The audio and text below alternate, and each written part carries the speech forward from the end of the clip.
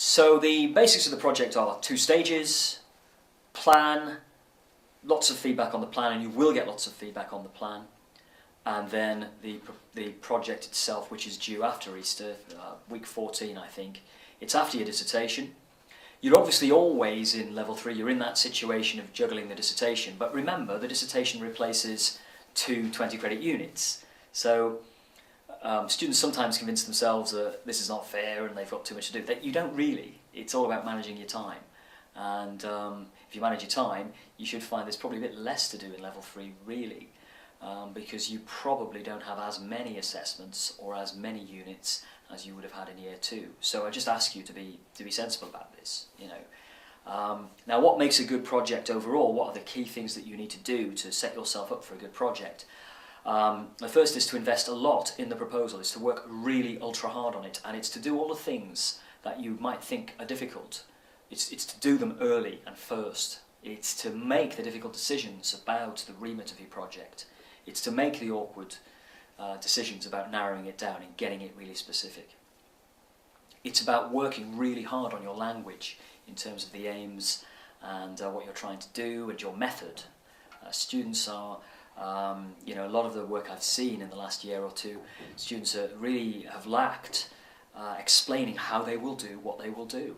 You must assume, I know nothing, I want you to tell me exactly how you will do what you're going to do. And with these subjects where there are numbers involved and policy recommendations and analysing the effects of something on something else, you do need a method. You need to, it's not just a case of writing vaguely and engaging secondary literature. It isn't.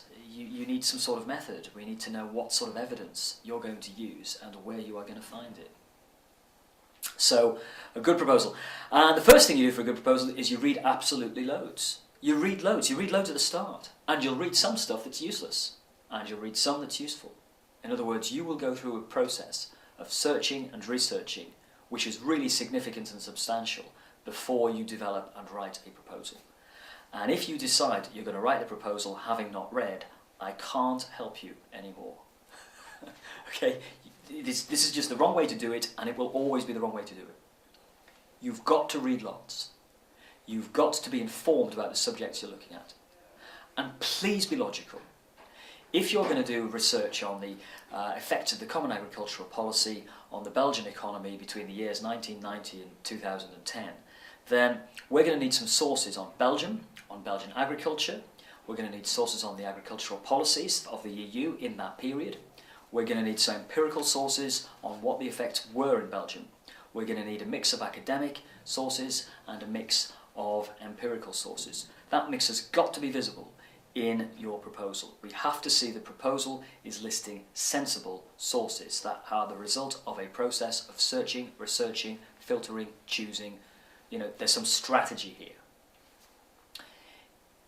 If you're just guessing, and if the sources are not well chosen, it will stick out a mile and it will be one of the criteria you're marked on. You're going to do badly on that criteria and probably a few more.